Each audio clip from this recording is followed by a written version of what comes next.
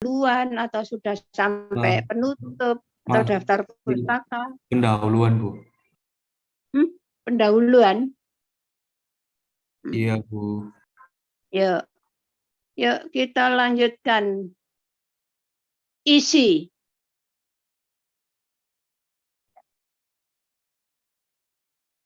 Bagian ini merupakan inti karya ilmiah. Jadi apa saja yang harus Anda tuliskan dalam bagian ini? Ya, kalau nanti Anda menulis TA itu bab 2 itu landasan teori. Jadi landasan teori itu yang harus Anda tuliskan mulai dari prinsip teorinya, teori dasar yang pertama, urut, kedua, dan seterusnya. Ya. Nah, bab 3 itu isi, 3, 4 itu isi. Apa saja yang harus Anda tuliskan? Yang pertama adalah uraian masalah yang dibahas.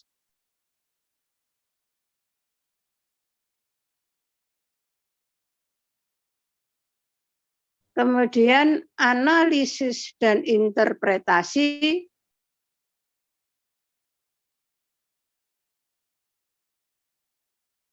ilustrasi atau contoh-contoh,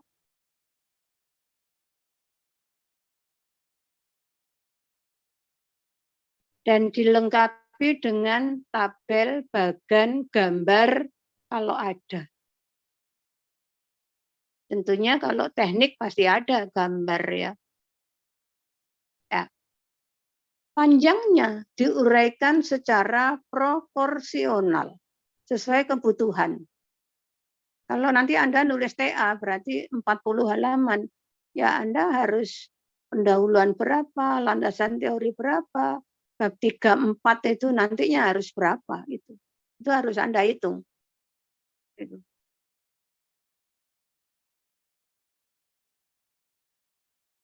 Ya, 40 itu kan minimal kan, gitu ya. Jadi Anda boleh lebih.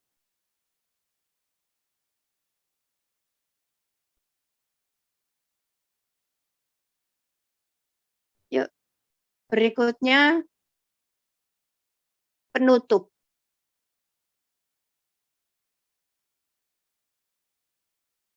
Bagian ini berisi kesimpulan dan saran kalau ada.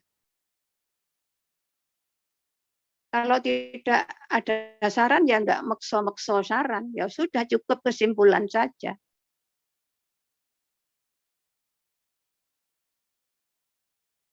Yang harus Anda perhatikan, kesimpulan itu bukan ikhtisar, juga bukan rangkuman.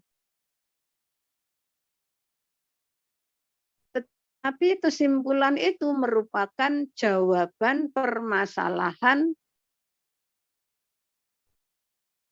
yang sudah Anda janjikan di bab 1, di rumusan masalah.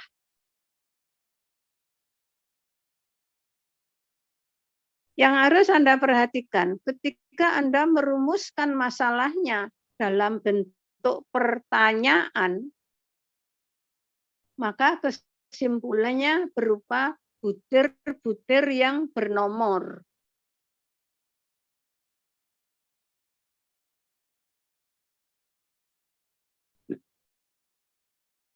Tapi kalau rumusan masalahmu, kamu dalam merumuskan masalah di 1.3 itu dalam bentuk pernyataan, maka kesimpulannya berupa IC.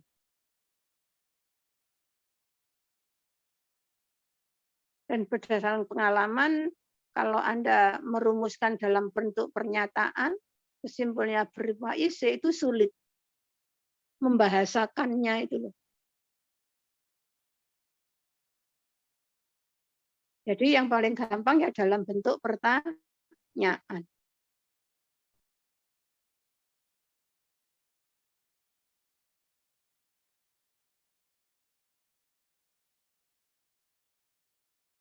Ya.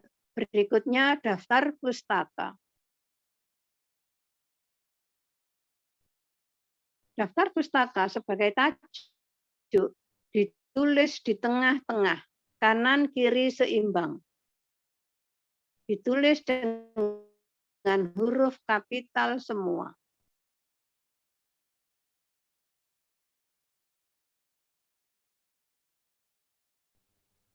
Jadi daftar pustaka adalah daftar buku, surat kabar, majalah, artikel internet yang digunakan sebagai acuan di dalam menyusun karya ilmiah.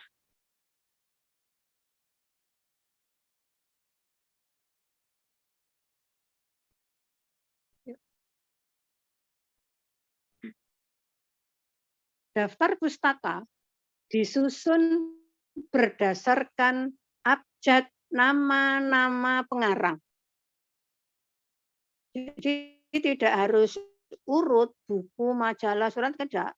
Jadi misalnya kamu kumpulkan buku dulu, tidak boleh. Jadi abjad pengarangnya.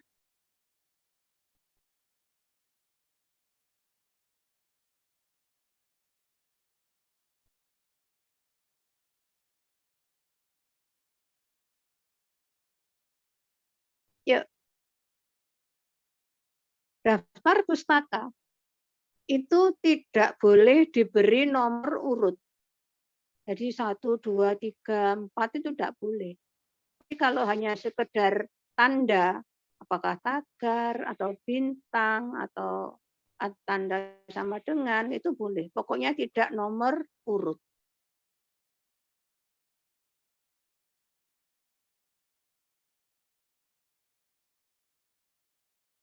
Yuk kita lanjutkan. Buku sebagai sumber acuan.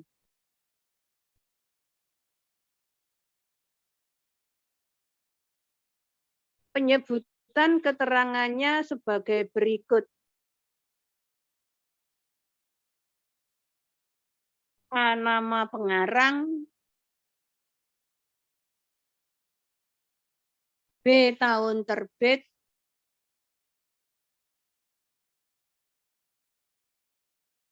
C. Judul buku.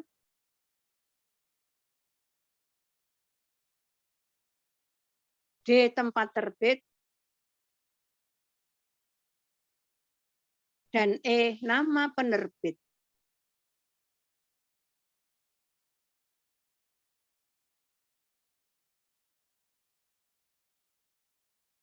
Kita uraikan satu persatu. Nama pengarang.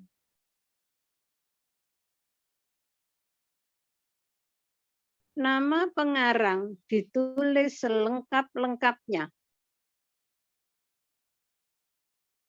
Tetapi gelar kesarjanaan tidak dicantumkan.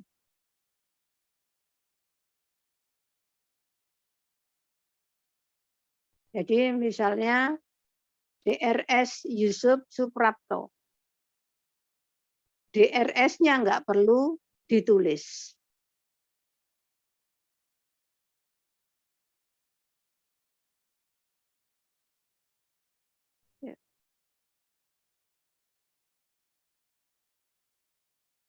Nama pengarang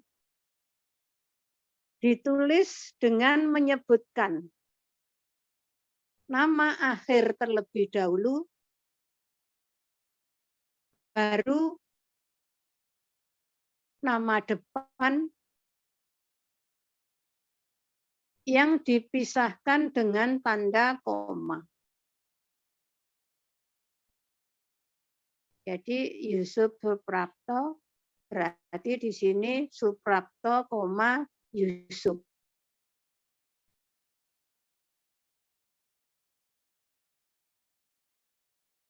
Kalau misalnya namanya ada 3 suku kata.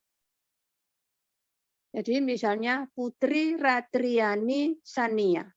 Maka ini nama akhir terlebih dahulu, baru nama pertama.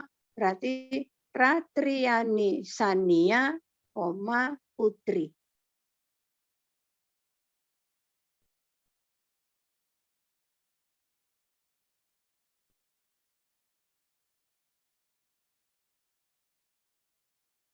Kalau pengarangnya ada 2, Yusuf Suprapto dan Putri Ratriani Sania. Maka pengarang yang pertama susunannya dibalik dan pengarang yang kedua seperti susunan semula. Jadi berarti Suprapto, Yusuf dan Putri Ratriani Sania.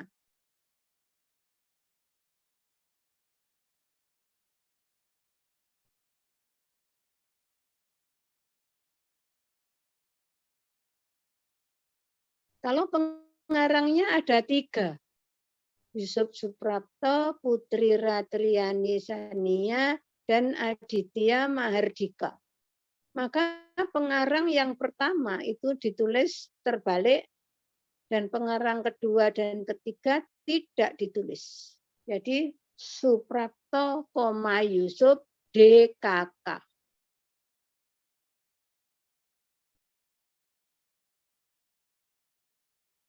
Dan kawan-kawan.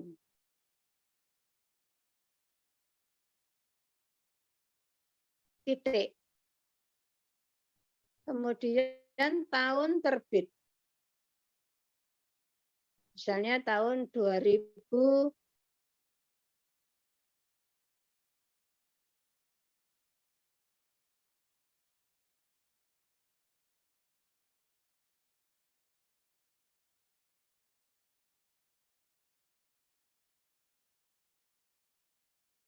termasuk unsur ulatannya. Ditulis dengan huruf kapital pada awal kata yang bukan kata tugas. Jadi misalnya tadi Suprapto, Yusuf, DKK, titik.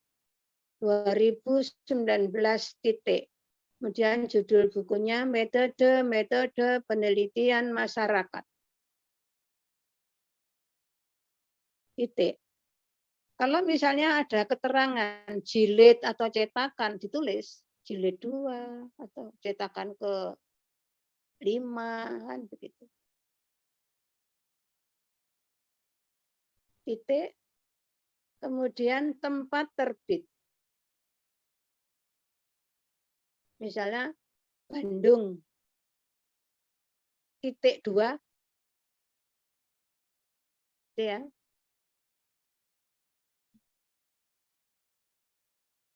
Sangkuriang Press misalnya, nama penerbitnya.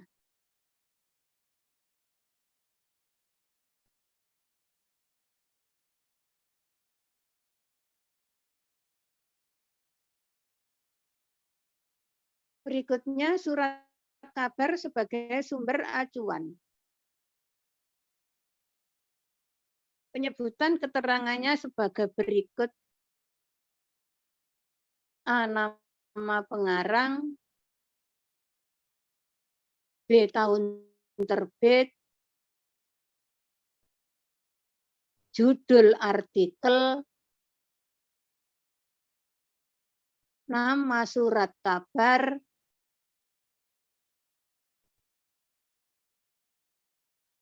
tanggal terbit, dan tempat terbit.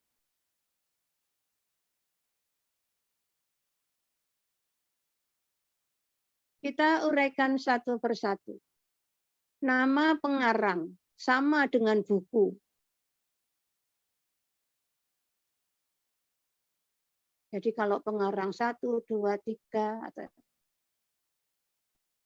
tahun terbit sama dengan buku.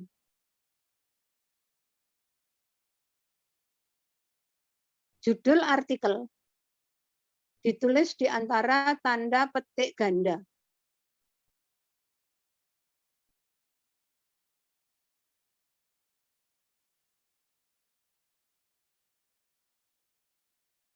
Nama majalah, nama surat kabar. Ditulis Jawa Pos misalnya, ditulis dengan huruf kapital semua. Koma. Kemudian tanggal terbit. Misalnya 28 November 2022. Mengapa tadi di depan disebut tahun terbit? Ya, itu tahun. Kalau yang belakang tanggal. Jadi nanti kalau kamu itu misalnya nanti pas wawancara kerja, kamu ditanya, tahun berapa kamu lahir, Mas? Gitu ya. Jawaban tahunnya saja. Tetapi kalau ketika kamu ditanya tanggal berapa kamu lahir, gitu, jawaban tanggal, bulan, tahun. Karena itu satu paket. Ketika tanggal itu pasti harus bulan dan tahunnya.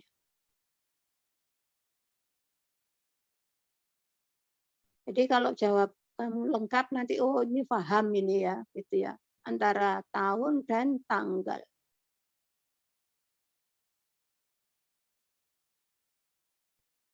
Kadang pertanyaan dalam wawancara kerja itu kan sudah ketika sudah ini lolos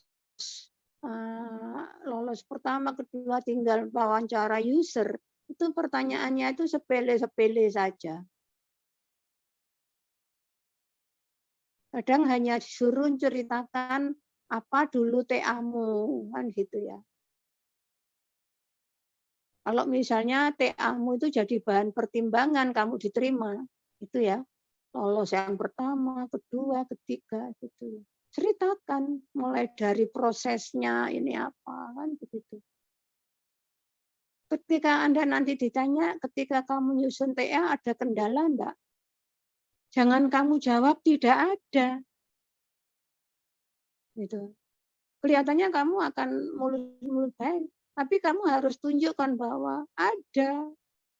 Gitu. Terus pastikan terus kendalanya apa? Kenapa kamu masih meneruskan? Karena saya ini tertarik ini apa-apa gitu. Terus saya bisa mengatasi kendala ini kan begitu. Jadi usahamu itu mati-matian gitu untuk ini kan begitu.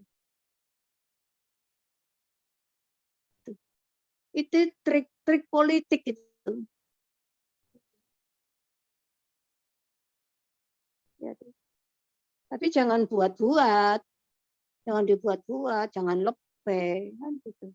Mengalir saja.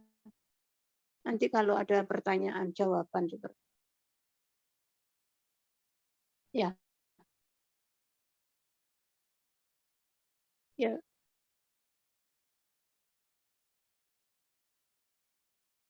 itu ya, paham ya antara tanggal dan tahun. Berikutnya majalah sebagai sumber acuan. Penyebutan keterangannya sebagai berikut. A. Nama pengarang. B. Tahun terbit. C. Judul artikel. D. Nama majalah. Kemudian tahun terbitan. Nomor majalah. Nomor halaman. Dan tempat terbit. Ya, sampai pada nama majalah kan sama dengan surat kabar ya. Jadi misalnya dalam Tempo, misalnya majalah Tempo. Ya. Anda harus mencari tahu Tempo itu pertama kali terbit tahun berapa. Misalnya. Itu ya, pasti ada. Di majalahnya itu pasti sudah tercatat.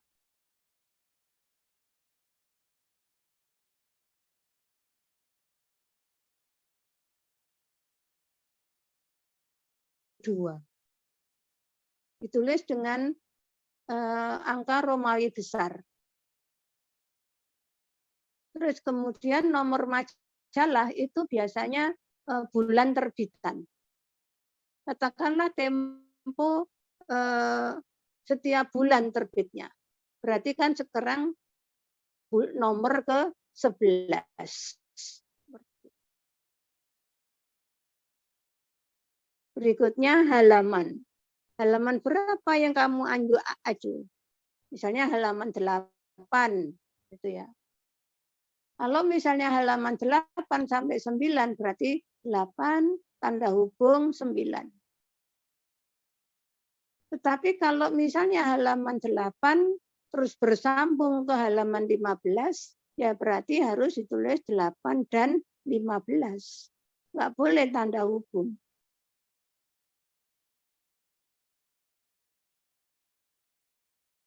Berikutnya tempat terbit Tempo itu di Jakarta.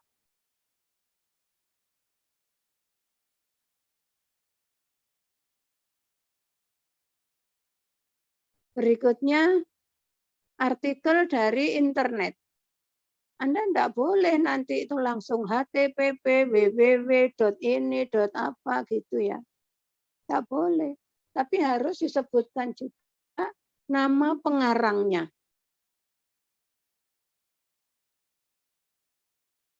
Kemudian tahun diunggahnya atau tahun terbitnya. Kemudian judul artikelnya. Terus situs lengkapnya. Dan terakhir kapan diaksesnya. Jadi misalnya nama pengarangnya Leika Andra. Berarti Andra, Leika. Tahun misalnya 2020. Kemudian judul artikelnya misalnya cara menanam jambu biji dalam pot. Terus situsnya misalnya http www.boi.com misalnya.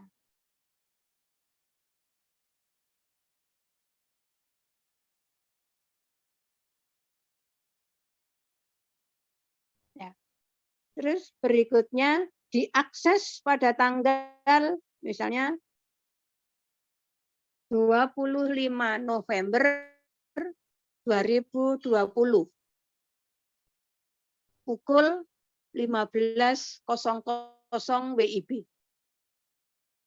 Jadi Anda harus menuliskan diaksesnya kapan.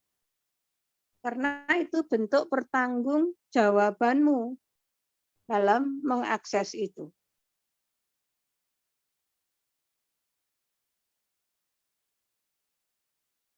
Yuk, sampai di sini ada pertanyaan. Sampai daftar pustaka.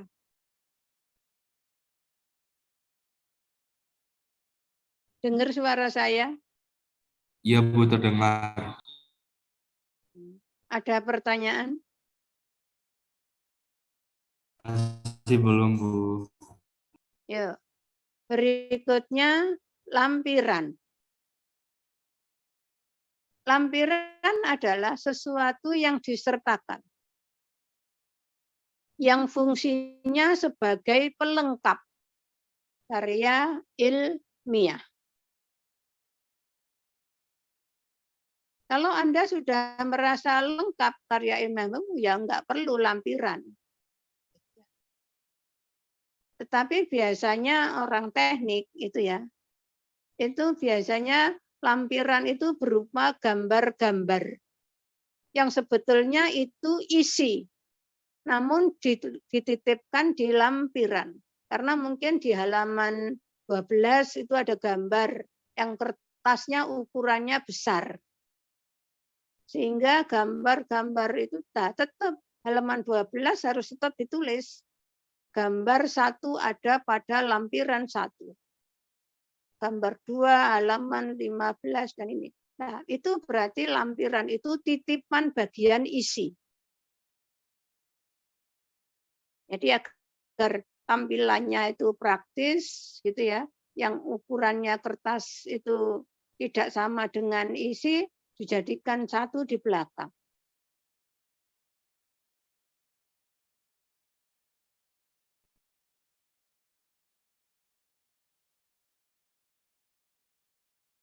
Yuk.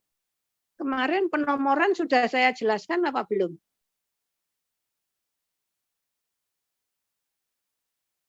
Belum. Belum, Bu. Yuk. Penomoran. Halaman judul, kata pengantar, daftar isi, daftar tabel, bagan, ini ya. Diberi nomor urut dengan menggunakan angka Romawi kecil. Jadi halaman judul itu seperti kulit luar tapi yang ditulis dalam kertas HVS biasa. Kalau kulit luar kan yang dicetak tebal, pakai kertas tebal itu. Ya. Untuk halaman judul itu tidak ditulis. Tapi punya jatah 1. Sehingga kata pengantar itu langsung 2. Romawi kecil itu I itu ya. Untuk halaman isi, ya, mulai dari bab 1 diberi nomor urut dengan menggunakan angka biasa. Sebetulnya istilahnya angka Arab, tapi kamu mengenalnya angka biasa itu ya, 1, 2, 3 itu. Jadi bab 1, nomor bab itu ditulis dengan menggunakan angka Romawi besar. Jadi bab 1. Di bawahnya pendahuluan. Ditulis dengan huruf kapital semua. Dengan jarak 2 spasi dari nomor bab.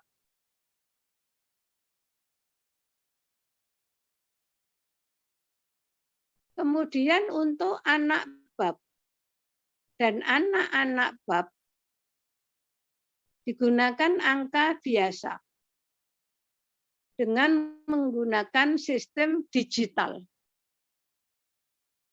dan maksimal 4 angka digit. Jadi bab 1 pendahuluan 1.1 latar belakang masalah 1.1.1 telaah studi pustaka 1.1.2 manfaat praktis hasil pembahasan 1.1.3 perumusan masalah.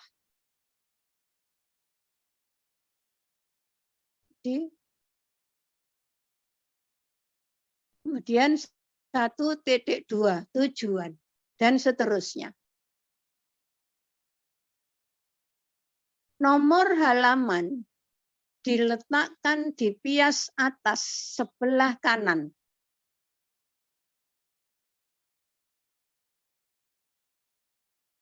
Untuk halaman yang bertajuk bab 1, bab 2, 3, dan seterusnya, nomor halaman diletakkan di pias bawah di tengah.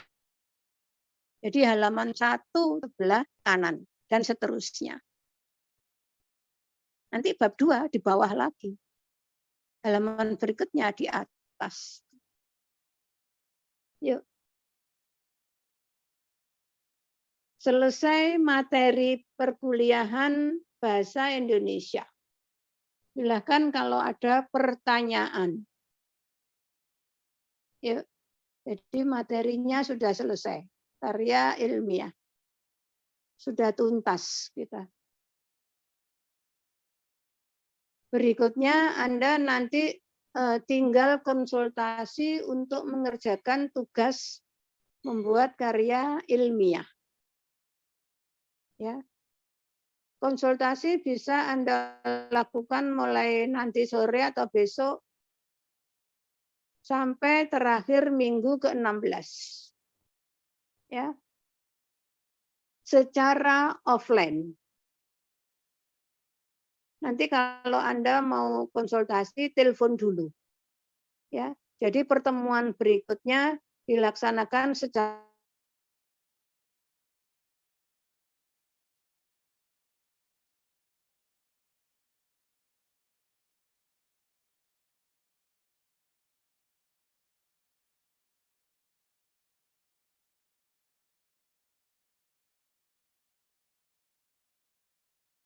aspeknya yang ada kaitannya dengan keilmuanmu. Apa saja yang harus Anda konsultasikan? Mulai topik, tema, tesis, judul, kata pengantar, ya, pendahuluan, daftar isi, pendahuluan, isi penutup, dan daftar pustaka. Dan sistematika penulisannya harus sesuai yang saya ajarkan. Karena tolok ukur saya menilai kamu, ya yang saya ajarkan. Jadi tidak boleh membuat aturan sendiri. Ya, silakan kalau ada pertanyaan. Bu, izin bertanya, itu nanti kalau konsulnya itu bentuk soft file apa hard file yang sudah di print, Bu? Soft file. Jadi Iya, kamu bawa laptopnya nanti, ya. Ya. Terima kasih. Ya. Yuk. Ada pertanyaan? Masih ada lagi? Cukup, Bu. Ya. Kalau tidak ada pertanyaan, saya akhiri. Jadi perkuliahan mata kuliah bahasa Indonesia sudah selesai. Ya, semoga ilmu yang saya berikan bisa bermanfaat bagi kalian. Kemudian kalau ada saya salah atau kurangnya selama mengajar kalian, saya mohon maaf lahir dan batin. Ya.